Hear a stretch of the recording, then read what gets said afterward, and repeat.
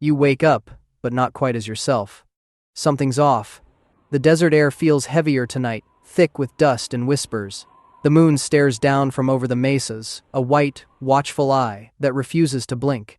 Every cricket, owl, and coyote goes silent. Even the wind seems to hold its breath. That's the first warning. Everything around you senses what's coming before you do. You weren't born in a cradle. You were born in a story.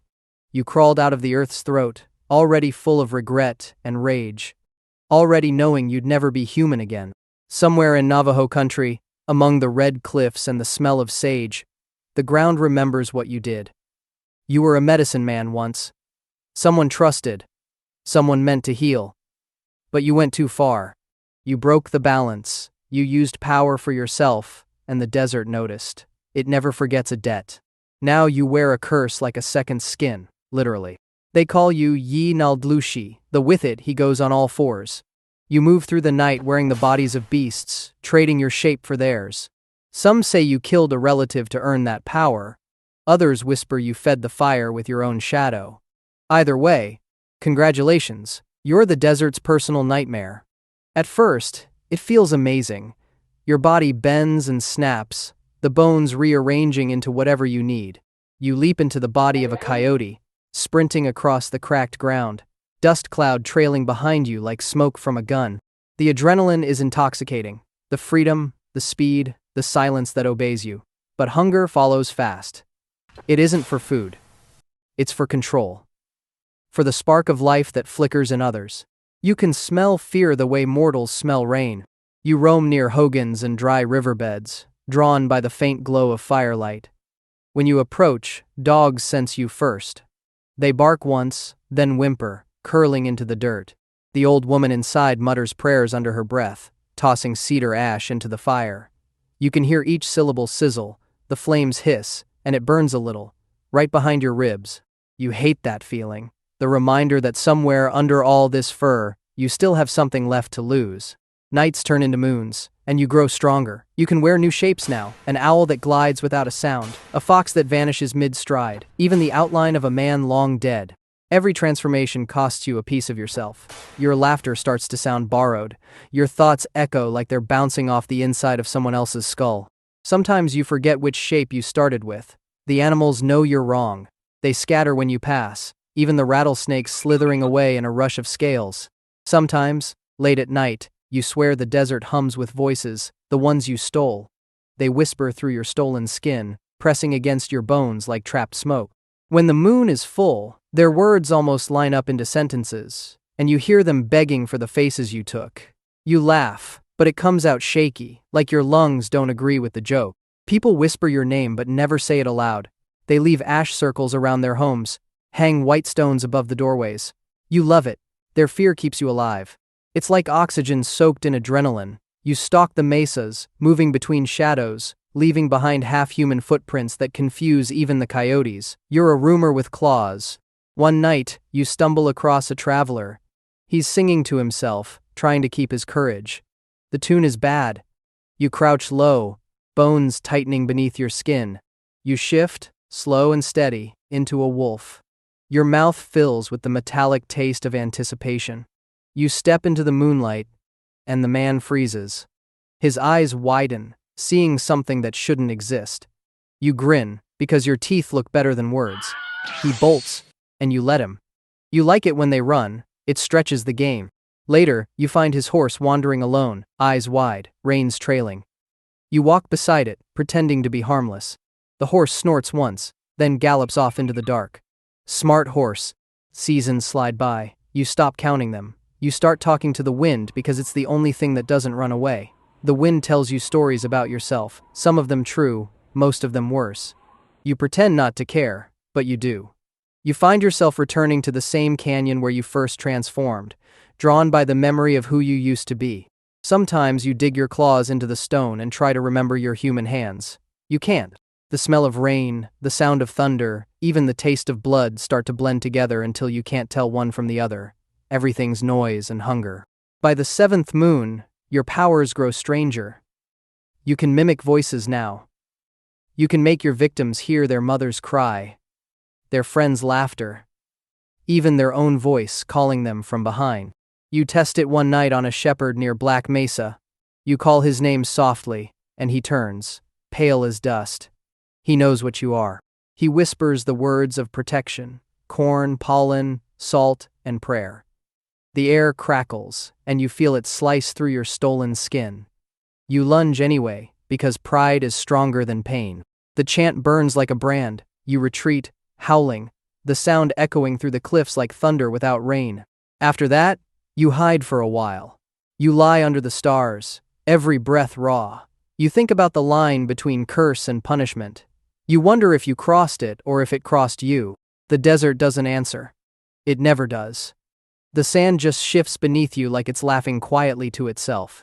But you heal, eventually. You always do. The next time you rise, your skin feels thinner, translucent almost. You catch your reflection in a puddle left by last night's storm, your eyes glowing red, your grin splitting wider than it should. You wink at yourself. Looking good, monster. You keep moving, drifting between canyons and ghost towns, following whispers instead of roads. Sometimes you pass travelers who don't even notice you, half visible in the corner of their vision. They'll swear later they saw something on all fours with a face too human to forget. You're the story they'll tell their children, who will tell it to theirs. Congratulations, you're folklore now. And deep down, you love it. Legends never die. They just get better with retelling. But being a legend doesn't fix the boredom. You start messing with people just for fun. Knock on doors that shouldn't have doors. Imitate their voices from outside the window. Leave a single animal track that ends at the doorstep. It's your version of stand-up comedy. Your audience just screams more. You laugh too, a sound that echoes off the cliffs and back into your throat, sounding less and less like laughter and more like wind caught in a skull. Years pass. You can feel the desert changing. New towns rise, old trails vanish, and even the coyotes give you side-eye now. You're ancient and restless, a creature built on regret and bad hobbies. Your transformations come slower. Sometimes your body forgets which shape it's in mid-shift. You'll wake up with claws and human feet or fur growing out of your ear. Very fashionable. The younger spirits whisper about you, half in awe, half in pity. The oldest ones just call you tired. And then comes the night you hear your name again, the one you lost. It comes from a child sitting by a dying fire, repeating an old chant her grandmother taught her. The sound slices straight through your skull. You stumble, collapse, twitching between shapes. The desert goes quiet again, watching. The air thickens until it hums. You try to stand, but can't. The ground swallows your hands up to the wrist. And you realize something's ending. Maybe the curse. Maybe you. The moon rises higher, cold and pitiless. Your skin peels away, revealing flashes of every creature you've ever been. Wolf, owl, fox, man. For a moment, you see your human face again, older, cracked with dust. You almost laugh. Still ugly, you croak, voice flickering like a dying campfire. You stagger toward the nearest mesa, half crawling, half laughing. You leave behind a trail of fur, feathers, and footprints that lead nowhere. The wind howls your name one last time, but it sounds like applause now, and that feels pretty good. And just as the first light touches the cliffs, you collapse into shadow. Maybe that's death. Maybe it's Tuesday. Hard to tell in this line of work. Still, the desert remembers. Every gust of wind carries your voice. Every shifting shadow could be your grin waiting to happen. Maybe you're gone, or maybe you're hiding in plain sight, wearing someone else's smile, practicing your next joke. The night still waits for you, its old friend, whispering promises of more skins to wear and more names to steal. And if someone walking home late at night hears a voice that sounds just like their own whispering behind them, well, you've got to keep the legend alive somehow. Wait, was that your tale? Oh no, you just tripped over it again. Smooth move, desert legend, real terrifying. Real terrifying. Winter's got you in a chokehold. You're stuck in the frozen wilderness, and your last meal was 3 weeks ago when you managed to catch that scrawny rabbit. Your stomach's been eating itself for days now, and every snowflake that lands on your face feels heavier than the last. The rest of your hunting party? They didn't make it through the blizzard. Well, except for that one guy who's looking weaker by the hour, leaning against that pine tree. You've been eyeing him for the past 2 days, and not in a friendly way. You tell yourself you won't do it, you're not that desperate, but then day 4 hits, and suddenly your moral compass starts spinning faster than a broken GPS. Your buddy over there stops moving. The cold got him, you tell yourself, though you're not entirely sure if you waited for nature to take its course or gave it a little push. Either way, there he is, looking less like your hunting companion and more like a solution to your problems. The first bite changes everything. Not just because you've crossed a line that would make your grandmother roll over in her grave, but because something inside you literally shifts. Your body temperature drops, but you don't feel cold anymore. Actually, you feel amazing, like you just discovered a cheat code for survival. Your muscles tighten, your senses sharpen, and that gnawing hunger? It doesn't go away. It gets worse. Much worse. Within hours, you've cleaned the bones better than a professional butcher. But here's the weird part. You're hungrier now than when you started. Your stomach feels like a bottomless pit. And your body starts changing in ways that would make a horror movie director jealous. Your skin pulls tight against your bones, turning that sick gray color of old dishwater.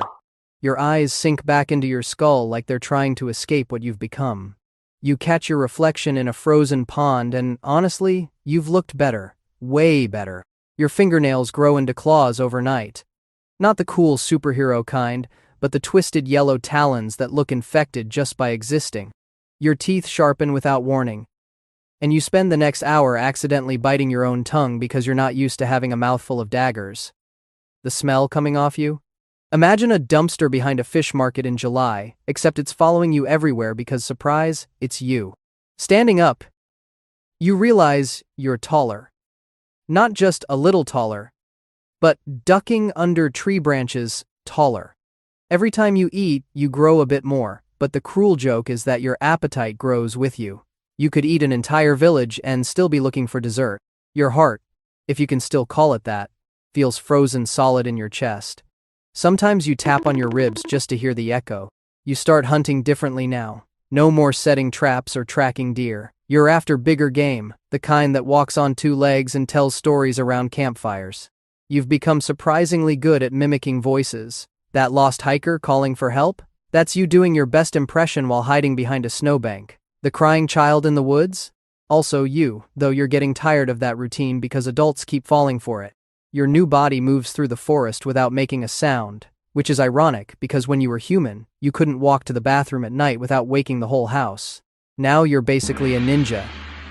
If ninjas were 15 feet tall and smelled like death warmed over, you've learned to use the wind to carry your stench away from your prey. Strategic positioning, you call it. The hunger never stops. You just finished eating a whole trapper, gear and all, and you're already thinking about seconds. Your stomach growls loud enough to scare away wolves, which is convenient because they used to be competition. Now they run when they smell you coming. Smart puppies. Spring comes and goes, but you don't notice seasons anymore. Time becomes measured in meals. That group of fur traders was Tuesday. The lone prospector was Friday. You've stopped thinking of them as people and started categorizing them by taste. The young ones are tender, the old ones are tough and stringy, and the ones who try to fight back, they're just more fun to catch. You've got a reputation now. The locals tell stories about you around their fires, warning their children not to wander into the woods alone. They call you the Wendigo, the evil that devours. You'd be flattered if you cared about anything besides your next meal. Sometimes you hang around the edge of their camps just to mess with them, leaving footprints in impossible places or breathing on their tent walls while they sleep. Other Wendigos? Yeah, they exist, but you don't exactly have a social club. When you cross paths with another one, it's less, hey, how's the eternal damnation treating you? And more, this is my territory, get your own humans. You once got into a fight with another Wendigo over a group of lost settlers. You won, but only because you were slightly less decomposed than they were. The worst part about being a Wendigo isn't the constant hunger or the terrible smell, it's the boredom between meals.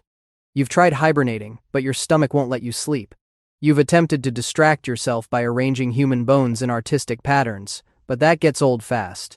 Sometimes you just sit on a mountain peak and scream at the moon because what else are you going to do with eternity? Wendigo hunters start showing up, thinking they're hot stuff with their special weapons and ancient rituals. Some shaman with a burning torch thinks he can melt your frozen heart? Good luck with that, buddy. Your heart's been ice for decades, and it's not thawing out for anyone. You've learned to toy with these hunters. leading them in circles until they're exhausted, then picking them off one by one. They taste a bit gamey, probably from all that running around trying to save people. You discover you can possess people now. Not fully, just enough to give them the cravings. You whisper in their dreams, show them how good human flesh tastes, how satisfying it island. Some resist, but others?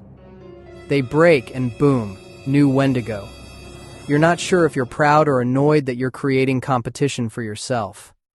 It's complicated. Your body keeps growing with each meal, but you're never full. You're 30 feet tall now, having to crouch to move through the forest without knocking over trees. Your bones crack and pop with every movement, sounding like someone stepping on bubble wrap.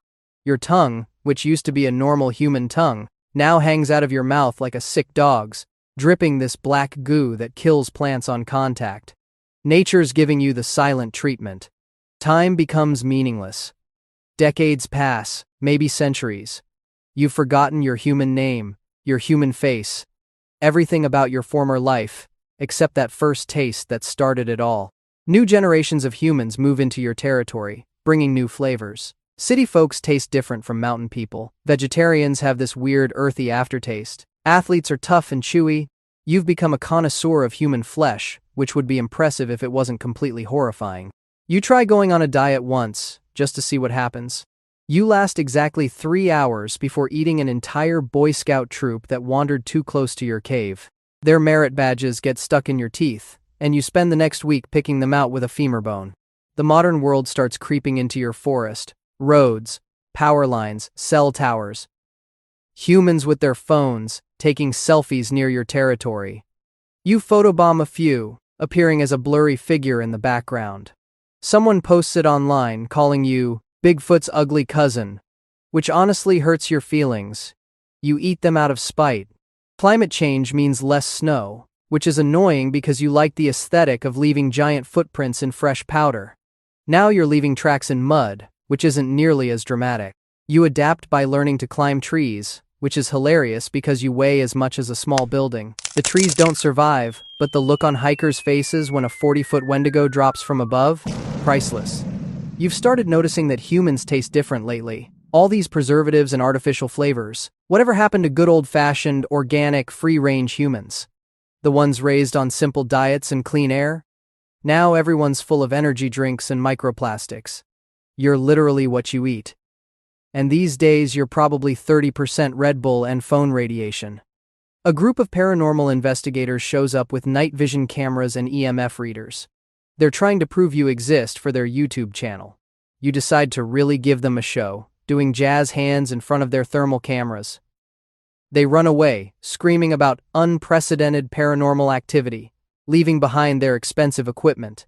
You eat the equipment too. It tastes like disappointment and extended warranties. Wait, what's that sound? Oh great, another Wendigo's moving into your territory, except this one's somehow bigger than you. How is that even possible? They must have found a football team or something. You square up for a fight, both of you circling each other like massive, decomposing wrestlers. You're about to charge when they stop and sniff the air.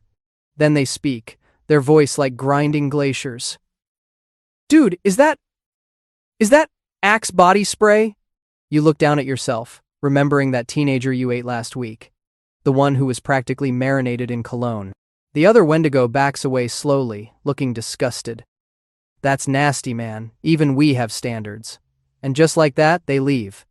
You've won the territorial dispute by smelling too much like a middle school locker room. So here you are, king of your domain, 40 feet tall, permanently hungry, and apparently too fragrant even for other cannibalistic monsters.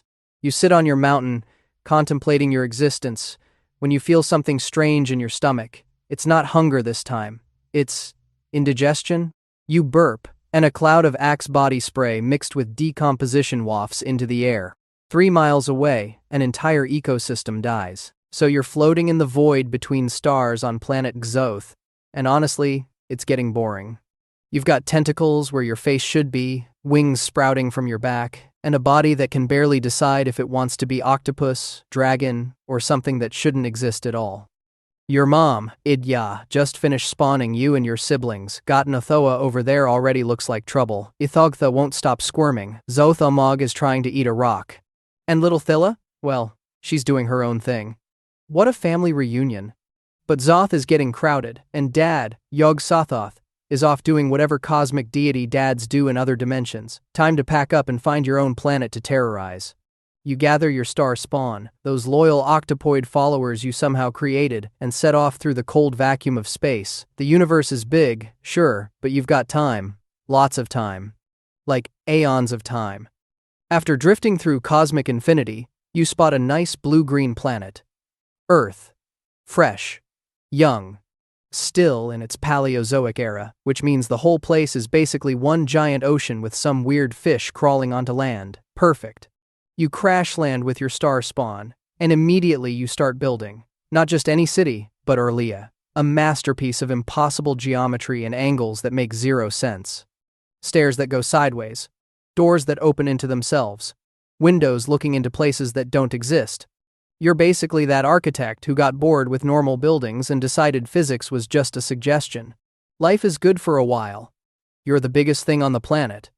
Your star spawn are constructing temples. Everything bows to your psychic might. Then one day, these crinoid creatures show up. Elder things, they call themselves. Look like walking flowers with too many arms. They built their own cities first, apparently, and they're not thrilled about your arrival. Do they seriously think they can challenge you? The war starts fast. These elder things are tougher than they look. They've got technology, they've got numbers, they've got an attitude problem. You and your star spawn throw everything at them. Your body can shapeshift, you can turn into gas and seep through their defenses. You reform after being blown apart.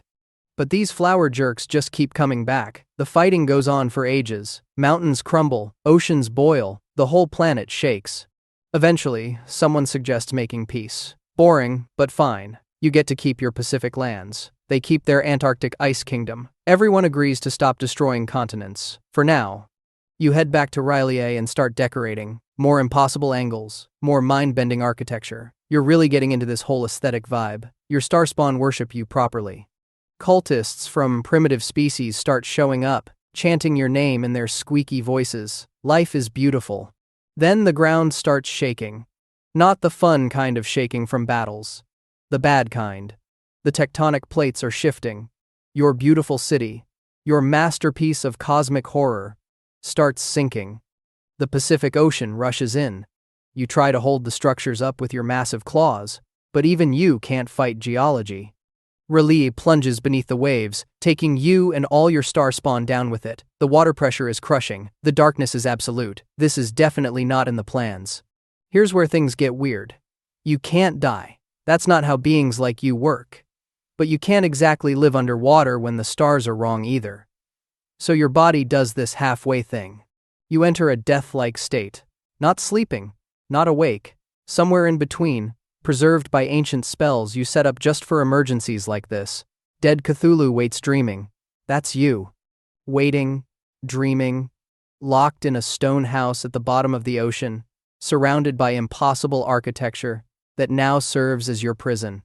Aeons pass. You dream of the surface world. You dream of the stars aligning. You dream of freedom. Your psychic power seeps through the deep waters, though it's muffled, weakened.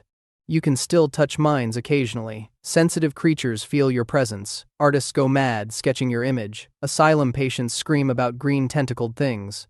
Scattered cults remember your name, chanting Plashenglui MGLW Naf Cthulhu R'lyeh WGHHANWFHAGN in the dark. Nice of them to remember. Centuries blur together. Millennia mean nothing. You're stuck in this liminal state between existence and non-existence. That is not dead, which can eternal lie, right? That's your whole deal now. Eternal lying, eternal waiting. The stars need to come right. They're not right yet. You can feel them moving up there, beyond the water, beyond the sky. Close. Not close enough. Your tentacles twitch in your sleep. Your dreams grow stronger. Then in 1925, something shifts. Earthquake tremors. R'lyeh rises briefly above the water. Just a portion of your city, just for a moment. But it's enough. You wake up. You climb out. You're free. Well, partially free. You stand there, a mountain walking, a gelatinous green immensity with flabby claws and writhing face tentacles. Sailors in a boat see you. 2 of them die from pure fright. Smart guys. 3 more get swept up in your claws. You're about to enjoy your first meal in forever when one of them rams his boat into you. Your body explodes. Literally ruptures like a bladder. Turns into a blinding green cloud. Hurts? Maybe. Annoying? Definitely. But you're made of matter that doesn't play by Earth rules. You start reforming immediately. The boat sails away fast. You try swimming after them, but the stars are wrong again. The energy fades. Relay sinks back down. You sink with it. Back to the stone house. Back to the dreaming. Back to waiting. More time passes. Sometimes you sense cultists trying to summon you. Sweet of them. Sometimes you feel nuclear bombs going off on the surface. Cute. One time, something actually hits you during a summoning. Your physical body gets destroyed. No problem. You just reform in another place. Another body. Another time. You're not bound by silly concepts like permanent death. Sure, banishment to another dimension is annoying. Sure, having to rebuild your form is tedious. But you always come back. That's the point. You always come back. The stars keep moving. You keep waiting. Your cult keeps growing. They've got cells everywhere now. Arabia, Greenland, Louisiana, mountains of China. Even the deep ones down in the ocean trenches worship you. Those fish-frog things love you. They sacrifice victims in your name. They chant your praises. Somewhere out there, your half-brother Hastur is probably doing his own thing. You've heard the elementals are divided now. Water, air, fire, earth. Your team water, obviously. Hastur is team air. You two might fight someday. Might team up. Who knows? Cosmic deity politics are complicated. Occasionally, you manifest through idols. Cultists carve your image in stone, in wood, in that special Cthulhu metal you brought from the stars. Each statue becomes a doorway.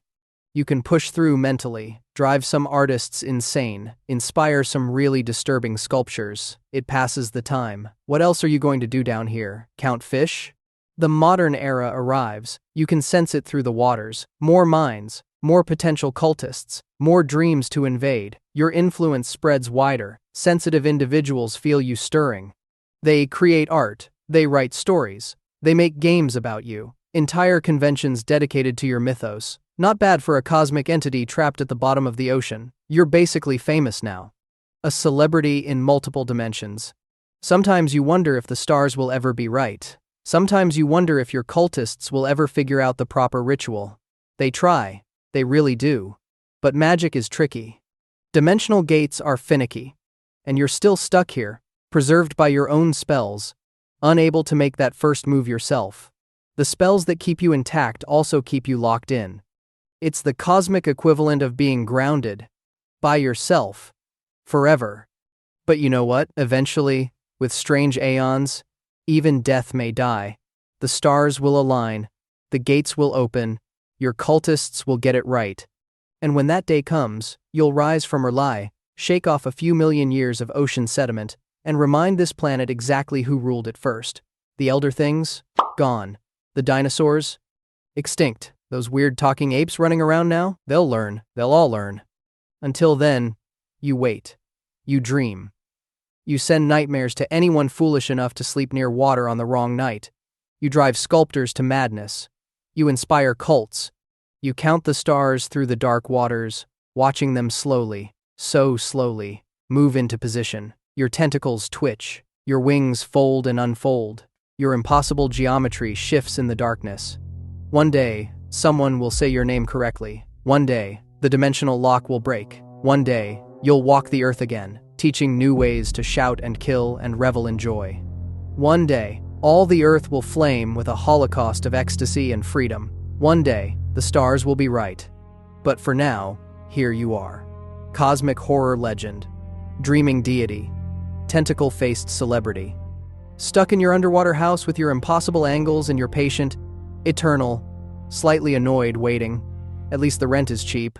You open your eyes for the first time, and wow, the ceiling is really close. Too close. Your mom screams. Not the happy kind of scream either, the terrified kind. See, your dad was one of the Watchers, an angel who decided the whole heaven thing was boring and came down to Earth for some romance. Your mom? Just a regular person trying to live her life when an impossibly beautiful glowing being showed up and swept her off her feet. Now here you are, their kid, and you're already 3 feet long at birth. Congratulations! You broke the world record for largest baby, and you're only 3 seconds old. Your first year is rough on everyone. Normal babies need a crib. You need a barn. Normal babies drink milk from a bottle. You drain your mom dry and still need more. She has to find livestock just to keep you fed. The neighbors stop coming around because every time they peek in, you've grown another foot. By 6 months old, you're the size of a grown adult. By your first birthday, you're pushing 8 feet tall and still growing. Nobody throws you a party. They're too busy hiding their farm animals. Your childhood doesn't last long because, well, you don't really have one. By age 2, you're 12 feet tall, with muscles that would make a blacksmith jealous. The other kids won't play with you, not because you're mean, but because last time you played catch, you threw the ball so hard it went through a house. Through it, the whole house. You try to be gentle, you really do, but everything around you is made for normal-sized people. Chairs explode when you sit. Doors are basically decorations you walk through without bothering to open. Your mom gave up on buying you shoes after the 3rd pair split in one day. Around age 5, something weird starts happening. You feel this pull, this need to be strong, to fight, to dominate. Your angel dad's genes are kicking in hard. But instead of inheriting the wisdom and grace of heaven, you got the rebellion part. The part that said rules are optional. You start picking fights with anyone who looks at you wrong. Spoiler alert. Everyone looks at you wrong because you're literally twice their height and built like a stone fortress. Your first real fight ends with you accidentally breaking someone's arm. Your second fight ends with you breaking someone's house. By the 3rd fight, people start leaving town when they see you coming. But here's the thing, you're not alone. Your dad had about 200 angel buddies who also decided to ditch heaven for Earth girls. That means you've got hundreds of brothers and cousins just like you, scattered all over the land. And when you all start meeting up, oh boy. Remember when you thought you were tough? Your cousin Goliath makes you look tiny. Your brother over there is 16 feet tall and can uproot trees with his bare hands. Every family reunion turns into a competition of who can throw a boulder the farthest or wrestle a wild animal the best. Now you're in your teens, which for a Nephilim means you're entering your prime. You're somewhere between 12 and 15 feet tall, depending on which side of the family got the height genes. Your voice sounds like thunder rolling through a canyon. When you walk, the ground shakes. People call you and your kin the mighty men, the men of renown. Sounds cool, right? Wrong. It's actually code for terrifying giants that everyone wishes would go away. See, you and your brothers have a problem. You're always hungry. Not regular hungry, monster hungry. A family of 4 could eat for a month on what you consume in a day.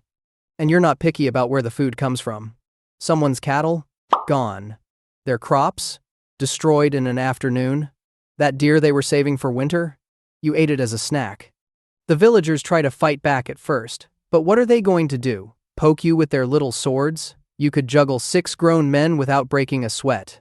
As you enter adulthood, things get darker. That angel blood pumping through your veins doesn't just make you big and strong. It fills you with this corruption, this wickedness that you can't shake. You start doing things that make people whisper your name in fear. Raiding villages isn't enough anymore. You want power. You want everything. Your brothers feel it too. Some of them become warlords, conquering entire regions. Others become tyrants, demanding tribute from everyone in their territory. A few become straight-up monsters, terrorizing anything that moves. The world is changing because of you and your kind. Everywhere you look, there's violence, corruption, wickedness, spreading across the land. And it's not just you. Your angel fathers are teaching forbidden knowledge to anyone who'll listen. Secret arts, dark magic, weapon making, war strategies, things that were never meant for mortal minds.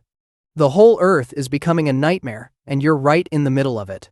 But you don't really care. Why would you? You're practically invincible. No army can stop you. No weapon can harm you. You're part angel, part human, and all trouble. Your reputation spreads far and wide. Parents use your name to scare their kids into behaving. Warriors tell stories about you around campfires, each tale more terrifying than the last.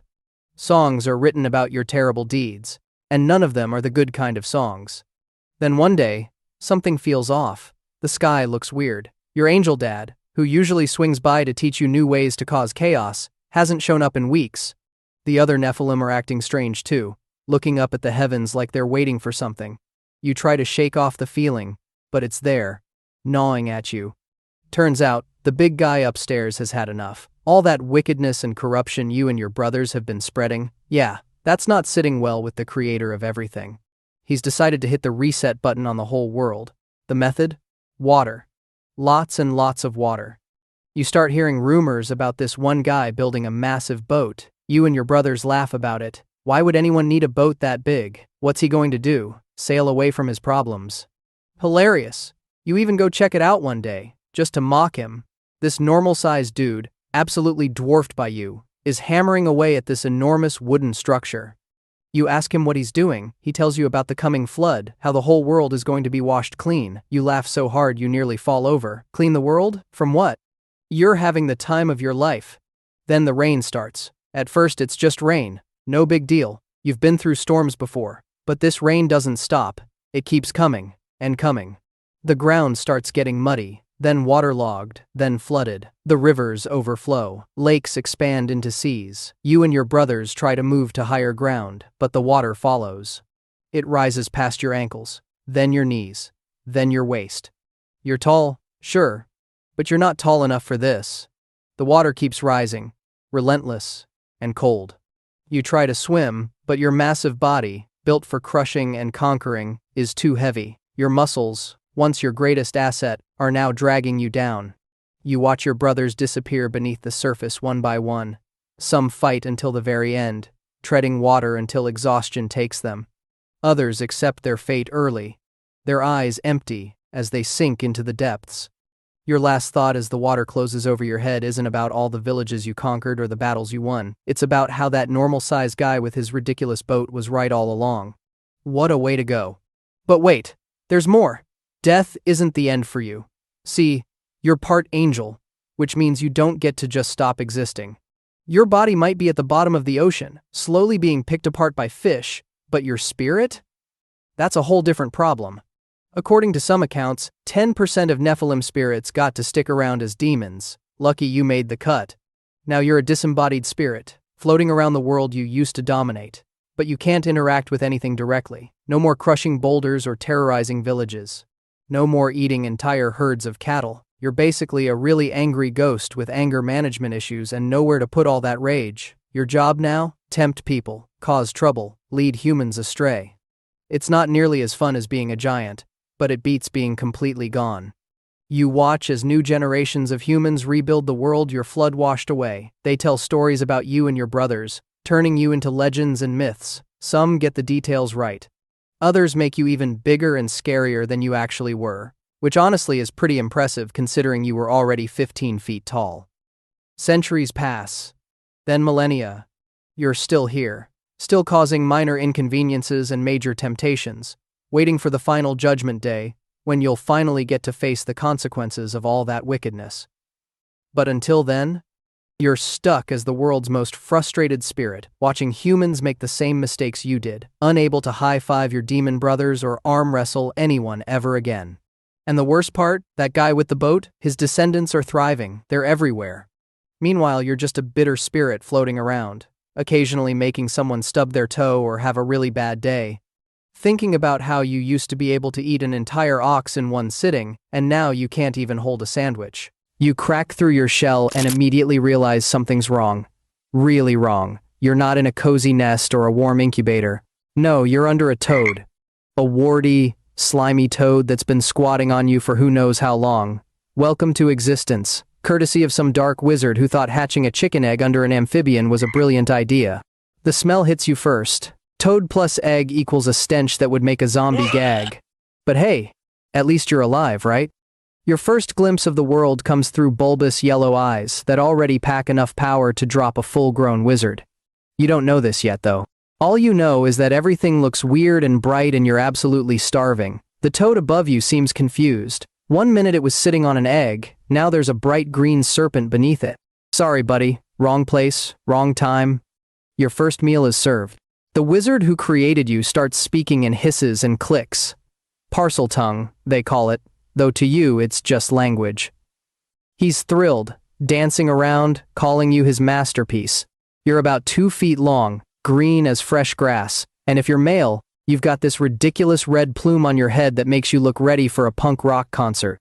He feeds you mice at first, then rats, then progressively larger things. Each meal makes you grow faster than a teenager during summer break. Your creator keeps you in a stone chamber, away from sunlight, away from everything. The walls echo with your movements as you slither across cold floors, growing longer every day. By the time you're a month old, you're already 10 feet of pure muscle and attitude. The wizard teaches you commands, shows you targets, uses you to threaten his enemies. You're basically a living weapon with a really bad attitude and 0 social skills.